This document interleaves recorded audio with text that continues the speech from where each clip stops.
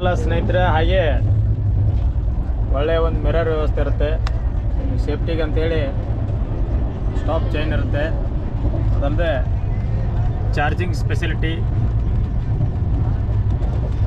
Full coach ತುಂಬ lightings ಇರುತ್ತೆ. But ಅವೆಲ್ಲ ಆಫ್ ಆದಾಗ ನೀವು ಅಷ್ಟೇ ಏನಾದರೂ ಒದ್ಕೊಳ್ಬೇಕು ಏನೋ ಮಾಡಬೇಕು ಅಂತಂದರೆ ನಿಮಗಾಗಿ ಸಪ್ರೇಟ್ ಲೈಟಿಂಗ್ ಕೂಡ ಇರುತ್ತೆ.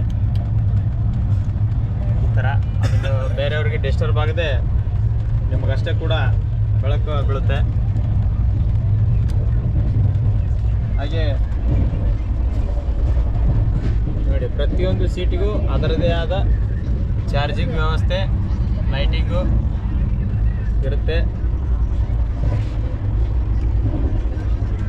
ನಂತರ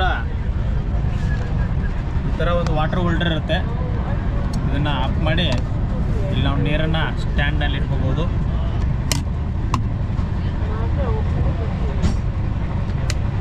ಎ ಸಿ ಇಲ್ಲಿಂದ ಬಿಡುಗಡೆ ಆಗ್ತಿರ್ತದೆ. ನಿಮ್ಗೆ ಏನಾದ್ರು ಎ ಸಿ ಬೇಗ ಸಾಕಪ್ಪ ಅಂದ್ಕೊಂಡ್ರೆ ಈ ಥರ ಎ ಸಿನ ಆಫ್ ಮಾಡ್ಕೋಬೋದು. ಎ ಸಿ ಬೇಸರ ಆಯ್ತಂದ್ರೆ ಎ ಸಿನ ಈಗ ಆಫ್ ಮಾಡಿ ಬಿಡ್ಬೋದು.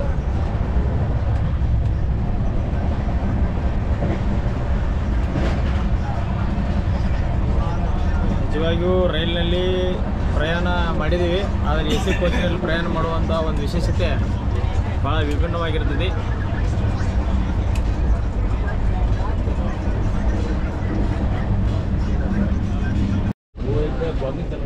ಸ್ನೇಹಿತರೆ, ನಮ್ಮ ವಿಡಿಯೋ ಲೈಕ್ ಮಾಡಿ.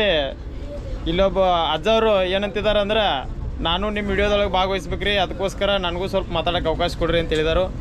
ಅದಕ್ಕೋಸ್ಕರ ಅವರು ಹಿಂದಿ ಒಳಗೆ ಮಾತಾಡ್ತಾರೋ, ಕೇಳೋಣ ಅವರು ಈ ಎ ಸಿ ಕೋಚ್ ಬಗ್ಗೆ ಏನು ಹೇಳ್ತಾರೆ ಅಂಥೇಳಿ. ಹಾಗೆ ನಮ್ಮ ಕರ್ನಾಟಕದ ನಮ್ಮ ಕನ್ನಡಿಗರಾದಂಥ ಮಿಲ್ಟ್ರಿ ಅವರು, ಯಾವ್ದು ರಾಯಬಾಗ್ ಕುರ್ಚಿ ಅಲ್ರಿ ಸರ್ ನಿಮ್ದು? ರಾಯಬಾಗ್ ಕುರ್ಚಿ ಅವರು ಕೂಡ ನಮ್ಮ ಜೊತೆಯಲ್ಲಿದ್ದಾರೆ. हाँ, बोलो चाचा। ये गोवा एक्सप्रेस है।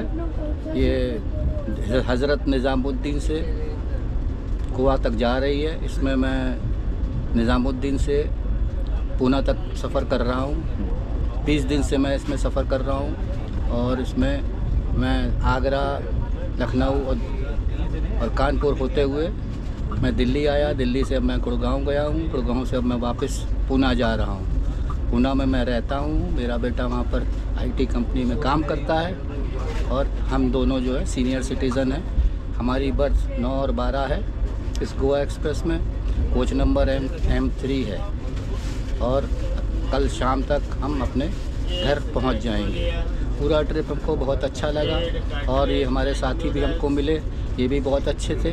इन्होंने भी बड़ा कोऑपरेट किया, हमारा सामान वामान भी हमारा ठीक से लगा दिया और बातचीत करने में भी ये बहुत अच्छे हैं। लेकिन बस समस्या यही है कि हम इनकी भाषा नहीं जानते, लेकिन फिर वो हिंदी तो जानते ही जानते हैं। उन्होंने हिंदी बोल करके हमको खुश कर दिया और हमारी भाषा को समझाना। ಸ್ನೇಹಿತರೆ, ಭಾಷೆ ಯಾವುದೇ ಇರಲಿ, ಭಾವನೆ ಒಂದೇ ಇರಬೇಕು. ಹಾಗೆ ಅಖಂಡವಾದ ಭಾರತ ಅಂದರೆ ವಿವಿಧತೆಯಲ್ಲಿ ಏಕತೆ ಅನ್ನೋದಕ್ಕೆ ಇದೇ ಸಾಕ್ಷಿ.